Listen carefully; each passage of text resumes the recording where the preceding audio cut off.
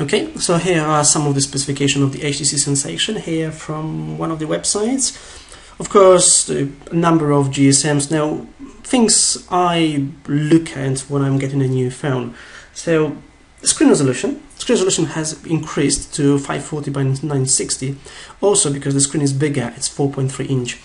My previous phone was the HTC Desire, and you can find my video on HTC Desire as well if you look on my YouTube channel, Marer13, MARER13, or if you look on my blog, photoshoplightroombridge.co.uk. So the screen resolution is bigger, and this pixel resolution is increased.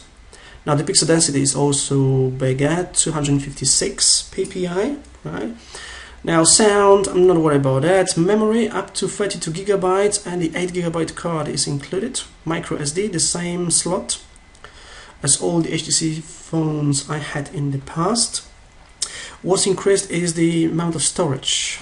The Desire only had half a gigabyte of storage. This one has 1 gigabyte, so that's more. This was something I was missing from Desire. Half a gigabyte of storage is not too much because applications you install are installing into internal memory. So after a certain time you may run out of the memory. So this is an improvement.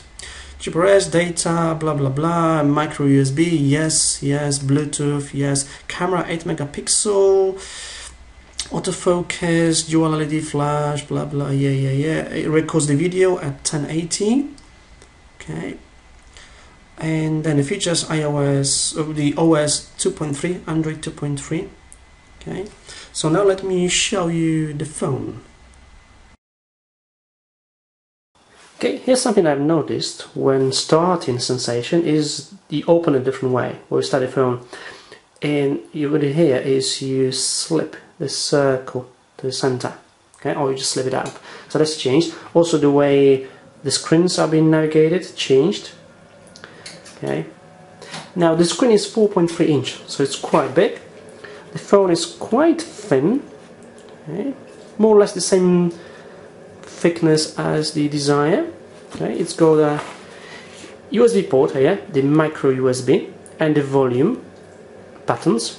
In here you have nothing here. You've got a mic for the volume in here. If you listen to music, for example, okay, and the button where you can turn it off and on, or put it in sleep mode. Not really turn. You can turn it off as well from here. If you click and hold, if you press and hold, it gives you an option where you can turn it off, or you can even restart it. There's a nice feature, restart. No buttons on the actual screen, just a couple buttons here at the bottom. So there's the home button. You can click on it to see all your screens.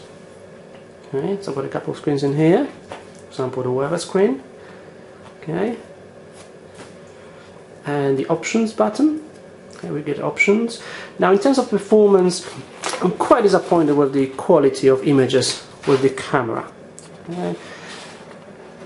It just proves another thing that even though it's 8 megapixel, the quality doesn't depend on the number of pixels. So I'm quite disappointed with the quality of the camera. The images are a bit out of focus and a bit too magenta. Okay. But it does have an LED, so that's a nice feature. Okay. In terms of the quality of the phone itself, well, quite good. Something I'm quite disappointed is, well, the battery life is worse than on the Desire. But I guess that's a compromise when you get in a bigger screen. The battery life on the Desire was better. What else? Well, all the rest is pretty much the same as it was on Desire, as it is on the Sensation. Okay? A number of applications, it all runs Android as usual, so that's nothing changed. Some improvement in terms of performance. I find it a bit faster than Desire, so the Sensation is a bit better. And yeah, so generally, if I were to make a choice again, I would probably stick to Desire. For what I use it, so what I rely on a good battery life, I think Desire was a better phone. Maybe it's because of the screen. Maybe it's because the Sensation has a bigger screen. Okay, I hope you enjoyed it. and let me know what you think about it. Thank you for watching. I'm Marek Mularczyk from scitrain.co.uk, one of the UK's leading specialists in Adobe Certified Training, and technology and Linux enthusiast. Thank you for watching. Bye bye.